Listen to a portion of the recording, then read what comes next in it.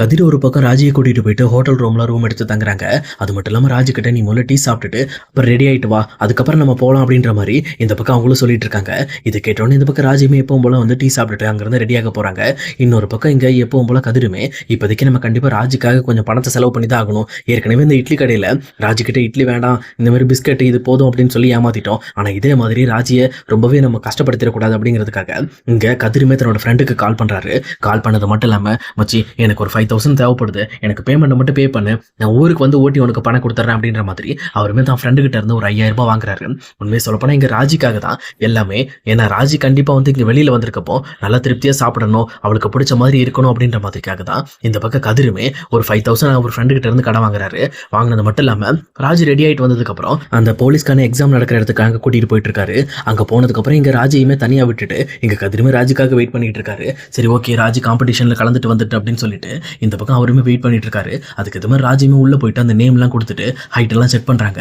Check பண்ணி முடிச்சதுக்கப்புறம் ஒவ்வொருத்தருக்கும் தனித்தனி நம்பர் கொடுத்து அவங்கள ஆட்டோமேட்டிக்காக இந்த மாதிரி அங்கே இருக்கிற காம்படிஷன்லாம் கலந்துக்க விடுறாங்க. சொல்லப்போனால் ரன்னிங்கு, அப்புறம் கயிறு ஏறுறது, இந்த மாதிரி நிறைய விஷயங்கள் இருக்கு. அதுக்கு ஏற்ற மாதிரி இங்கே ராஜியுமே அந்த ஜாக்கிங்கில் பயங்கர ஸ்பீடாக ஓடிக்கிட்டு இருக்காங்க. அப்போ அங்கே இருக்கிற இன்ஸ்பெக்டருமே பரவாயில்லையப்பா, இந்த பொண்ணு நல்லா ரொம்ப ஆக்டிவாக இருக்கு அப்படின்ற மாதிரி இங்கே ராஜியை பார்த்துட்டு இருக்காங்க.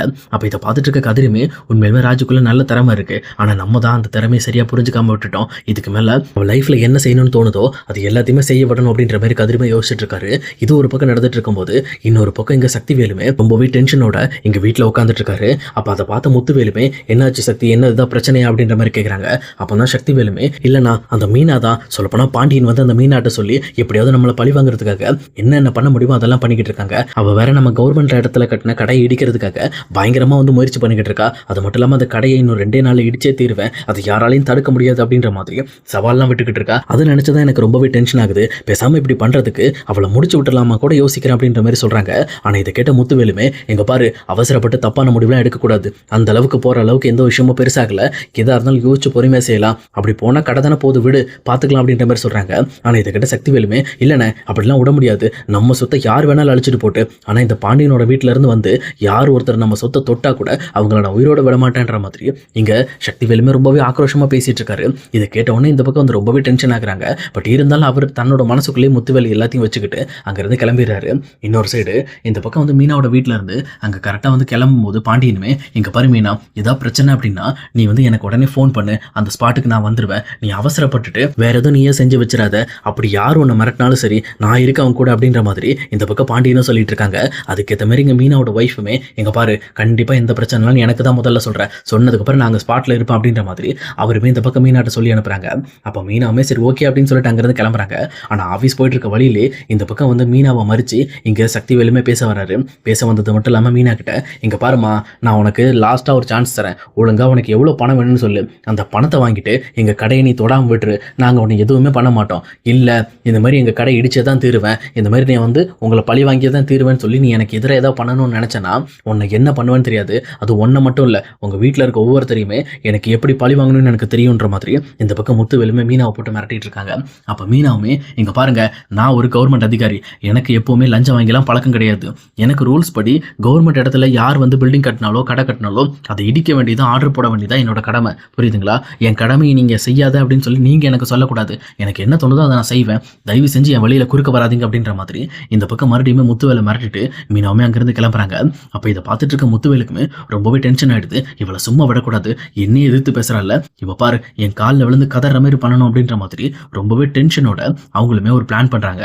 பேசாமல் இங்கே மீனாவோட அப்பா கிட்ட போய் நம்ம பேசி பார்ப்போம் அப்படின்னு சக்திவேல் ஒரு முடிவுக்கு வராரு. அதுக்கேற்ற மாதிரி இந்த பக்கம் மீனாவோட அப்பாவை பார்க்கறதுக்காக அவங்க வீட்டுக்கு போறாரு. போனது மட்டும் இல்லாமல் உங்ககிட்ட உங்க பொண்ணை பற்றி ஒரு முக்கியமான விஷயத்தை பேசணும் அப்படின்னு சொல்லி பேச ஆரம்பிக்கிறாங்க. அப்போ மீனாவோட அப்பாவுமே தான் பொண்ணை பற்றி பேச ஆரம்பிச்ச உடனே கொஞ்சம் டென்ஷன் ஆகுறாரு. பட் இருந்தாலும் பேச ஆரம்பிக்கிறார் சக்திவேலுமே. அப்போ இங்கே பாருங்க, உங்க பொண்ணு தேவையில்லாத வேலையெல்லாம் பண்ணிக்கிட்டு இருக்கா, அவள் இந்த மாதிரி என்னோட கடை இடிக்க போறேன்னு சொல்லி ரொம்பவே சபதம் பண்ணிக்கிட்டு இருக்கா. சொல்லப்போனால் இதுக்கெல்லாம் முக்கியமான காரணமே அந்த பாண்டியன் தான். அந்த பாண்டியன் தான் உங்க பொண்ணை தூண்டி விட்டுக்கிட்டு இருக்கா.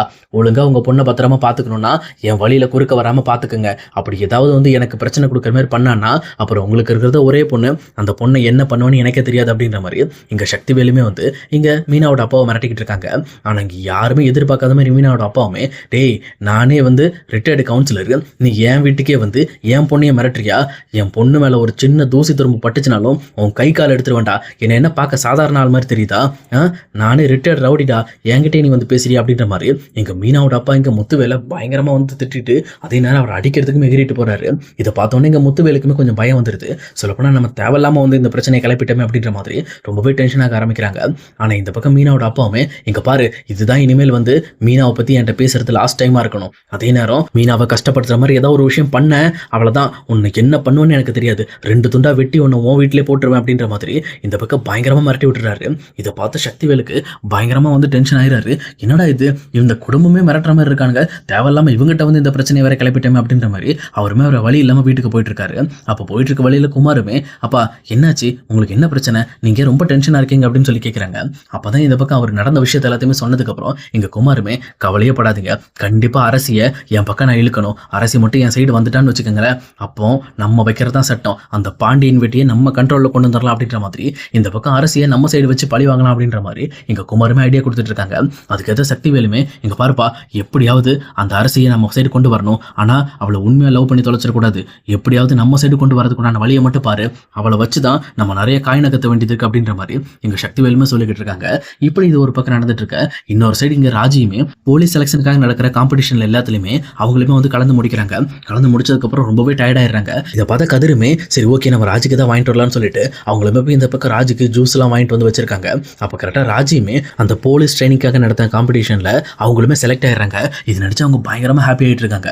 அப்ப கதிருமே ரொம்பவே சந்தோஷமாயிட்டு, பரவாயில்ல இவ்வளவு தூரம் வந்ததுக்கு ராஜி கண்டிப்பா அவளோட முழு எனர்ஜியை வந்து இறக்கியிருக்கா, அதனாலதான் கண்டிப்பா ஜெயிச்சிருக்கா அப்படின்ற மாதிரி ரொம்பவே சந்தோஷப்பட்டுட்டு இந்த பக்கம் ராஜி வந்த உடனே அவங்க கையில இந்த பக்கம் வந்து ஜூஸ் எல்லாம் கொடுக்குறாங்க. அது ராஜி குடிச்சதுக்கு அப்புறம் சரி கதிர் முடிஞ்சிச்சு, நம்ம கிளம்பலாம் அப்படின்ற மாதிரி அவங்களும் அங்கிருந்து கிளம்புறதுக்காக ட்ரை பண்றாங்க. ஆனா கதிருமே, இல்ல ராஜி இன்னைக்கு நம்ம சாப்பிட்டுட்டு தான் போகணும் அப்படின்னு சொல்லிட்டு நல்ல ஒரு பெரிய ஹோட்டலுக்கு இந்த பக்கம் ராஜி கூட்டிட்டு போறாங்க. அப்ப ராஜிமே இந்த ஹோட்டலை பார்த்துட்டு ஃபர்ஸ்ட் பயப்படுறாங்க, என்ன இது இவ்வளவு பெரிய ஹோட்டலா இருக்கு, இங்க போய் நம்ம சாப்பிடணும்னா எவ்வளவு செலவாகும் அப்படின்னு சொல்லி யோசிச்சுட்டு இருக்காங்க. ஆனா கதிருமே, கவலைப்படாத ராஜி நான் பாத்துக்கிறேன் அப்படின்ற மாதிரி இந்த பக்கம் அவருமே ராஜியை கூட்டிட்டு போய் உள்ள உட்கார வைக்கிறாங்க. வச்சது மட்டும் இல்லாம ராஜிக்கு ஒரு பிரியாணி ஆர்டர் பண்றாங்க. அதே நேரத்தில் இந்த பக்கம் கதிருமே ரொம்பவே கம்மியான ஃபுட் ஆர்டர் பண்ணி சாப்பிட்டுட்டு இருக்காங்க. இதை பார்த்துட்டு இருக்க ராஜியுமே, எதுக்காக கதிர் இப்படி பண்ணிக்கிட்டு இருக்க, நீ மட்டும் ஏன் இதை சாப்பிட்ற அப்படின்ற மாதிரி கேட்குறாங்க. ஆனாங்க கதிருமே, இல்லை ராஜி நான் எப்பவுமே இப்படி தான் சாப்பிடுவேன், நீ சாப்பிட முதல்ல அப்படின்ற மாதிரி இங்க தான் ஃபுட்டை, அதாவது தனக்காக எதையுமே எடுத்துக்காம இந்த பக்கம் ராஜிக்காக நிறைய விஷயத்தை விட்டு கொடுக்குறாங்க. அப்போ இதை பார்த்துட்டு இருக்க ராஜிக்கு கதிர் மேலே கொஞ்சம் கொஞ்சமாக லவ் வர ஆரம்பிக்குது. அதே நேரத்தில் இன்னொரு பக்கம் ராஜியுமே இதெல்லாம் சாப்பிட்டு முடிச்சதுக்கப்புறம், கதிர் நம்ம இன்னைக்கு சென்னையில் தானே இருக்கோம், கொஞ்சம் பீச்சுக்கு போயிட்டு போகலாமா அப்படின்ற மாதிரி சொல்கிறாங்க. இதை கேட்டோன்னே கதிருமே சரி வா போகலாம் அப்படின்ற மாதிரி இந்த பக்கம் ராஜியை கூட்டிட்டு பீச்சுக்கு போகிறாங்க. அங்கே போனதுக்கப்புறம் ராஜியுமே ரொம்பவே மனம் விட்டு இந்த பக்கம் கதிர்கிட்ட பேச ஆரம்பிக்கிறாங்க. கதிர், இப்போ நான் அந்த காம்படிஷனில் செலக்ட் ஆனால் கூட நான் போலீஸ் வேலைக்கு போகிறப்போ கண்டிப்பாக மாமா இதை வந்து திட்டுவாங்களே, அப்போ என்ன பண்ணுறது அப்படின்ற மாதிரி கேட்குறாங்க. அப்போ கதிருமே, கவலைப்படாத, அப்போ நடக்கிற பிரச்சனை அப்போ பார்த்துக்கலாம், இப்போதைக்கு நீ செலக்ட் ஆகிறதுல மட்டும் ரொம்பவே கவனமாக இரு, இன்னும் ஒரு எக்ஸாம் மட்டும் இருக்கா, அதை முடிச்சிட்டனா போதும், அடுத்து நீ போலீஸ் தான் அப்படின்ற மாதிரி இந்த பக்கம் கதிருமே ரொம்ப என்கரேஜ் பண்ணி பேசிக்கிட்டு இருக்காங்க. இதை பார்த்துட்டு இருக்க ராஜிக்கு ரொம்பவே ஹாப்பியாக இருக்குது. சொல்லப்போனால் கதிர் தனக்காக எவ்வளோ வந்து மெனக்கடுறாரு, எனக்காக எவ்வளோ சப்போர்ட் பண்ணுறாருன்னு சொல்லி கதிர் மேலே கொஞ்சம் கொஞ்சமாக அவங்களுக்கு லவ் வர ஆரம்பிக்குது. சொல்லப்போனால் கதிருமே இந்த பக்கம் ராஜிக்காக என்ன வேணாலும் செய்வேன்ற ஒரு மனநிலையில தான் அவருமே இறங்கி செஞ்சுக்கிட்டு இருக்காரு. இந்த மாதிரி உண்மையிலுமே இங்கே ராஜி சொன்ன மாதிரி ராஜி மட்டும் போலீஸ் ஆயிட்டாங்கன்னா அப்போ வந்து பாண்டியனோட ரியாக்ஷன் எப்படி இருக்கும் அப்படிங்கிறத இனி வரப்போகிற எபிசோடில் கண்டிப்பாக பார்க்கலாம் கைஸ்.